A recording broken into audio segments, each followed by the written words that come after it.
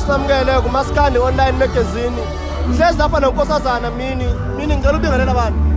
Sawubona buti. Yaphila njani? Yaphila nkosazana siyakubona manje uyaqhamuka engomeni zamaskandi kaMjikelo. Sibonile engomeni yenalithi. Cabanga ukuthi ingoma ezenza kahle emculweni. Umini mhlambe ngathi waqala umculo. Ngasho ukuthi ngaqala ngizalwa but ukurecorda qale this year I think I have a month nenyanga yodwa. Unazi ingoma zakho wena? Yeah, I do have featuring umjolisi sokufeza nabanye in a 1 month. Emculweni kaMaskandi abantu abaningi bayajabulela ingoma ezinawe specifically. Ikuphatha kanjani leyo nto leyo? Yangijabulisa kakhulu. Yangijabulisa.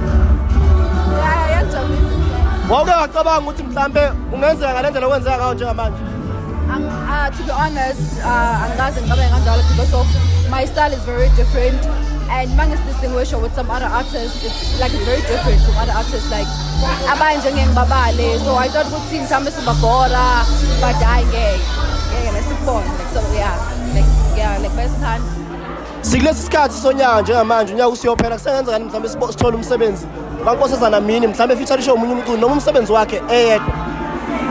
Mhlambe ngaba ama-feature ambalwa angeke ngiwadalule manje but definitely my work next year February. Siyakubonga kakhulu ngokwenzeka kuwe impumelelo yakho sayibona sengathi ngaqhubeke phambili nje amazwi akho okubonga mhlambe abantwana abawusupporta umsebenzi wakho engathini?